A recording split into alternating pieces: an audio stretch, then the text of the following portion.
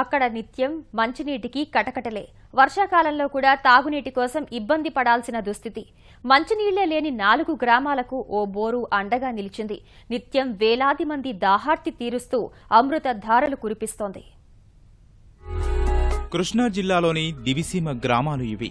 సముద్ర తీరానికి దగ్గరగా ఉన్న ఈ ఊళ్లలో నిత్యం మంచినీటి కటకటలే దర్శనమిస్తాయి. సముద్ర జలాలు గ్రామాల్లోకి చేరి భూగర్భ జలాలను ఉప్పునీటిమయం చేశాయి. చేసేది లేక జనం 4 ఏళ్లుగా కిలోమీటర్లు దూరం వెళ్లి తాగునీరు తెచ్చుకుంటున్న దుస్థితి. ఈ పరిస్థితి ఒక్కసారిగా మారింది. కొత్తపాలెనికి 2 కిలోమీటర్ల దూరంలో ఓ వ్యక్తి బోరు వేయించారు. దీని నుంచి మినరల్ వాటర్ మాదిరిగా తియ్యటి నీరు వస్తోంది.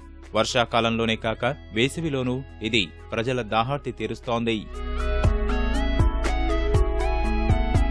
ఈ బోరు కొత్తపాలెం, విశ్వనాథపల్లి, జయపురం, మాధవరం గ్రామాల దాహార్తిని తీరుస్తోంది.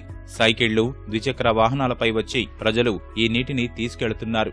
తెల్లవారుజామున 3 గంటల నుంచే ఇక్కడికి నీటి కోసం వస్తుంటారు. రహదారిపై వెళ్లే బాటసారులకు కూడా ఈ పంపు దాహార్తిని తీరుస్తోంది.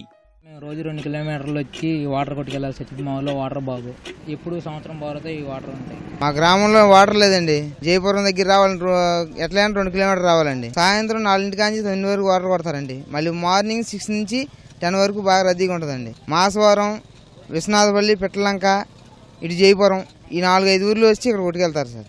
ఈ పంపులు లేకపోతే మళ్ళీ నీళ్ళు లేవు సార్. ఈ 4 ఊర్లకి తాగుతానికి నీళ్ళు లేవు. వేసవకాలం అసలు బాగా టైటు. ఈ 4 ఊళ్ళకి సరిపోతున్నాయి. 4 రోజులు 8 కిలోమీటర్ల నుంచి ఇక్కడికి రావాలి. ఎలాంటి మరమ్మత్తు వచ్చినా స్థానికులే బాగు చేయించుకుంటున్నారు.